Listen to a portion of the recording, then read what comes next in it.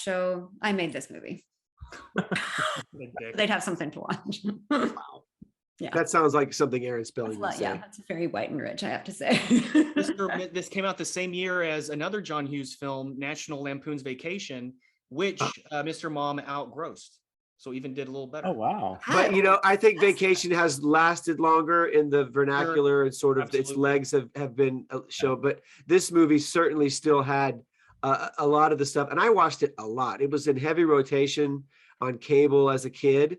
And I remembered almost every joke in the same way that I remembered it. Yeah, both you and Jim have a crazy kind of recall for older movies that, I could barely remember anything that happened in this movie until I saw it again. I'm like, oh, it was like seeing it again for the first time. You guys are nuts with that. I guess it is a little bit different in the sense that they were his kids. Yeah. Mr. Mom.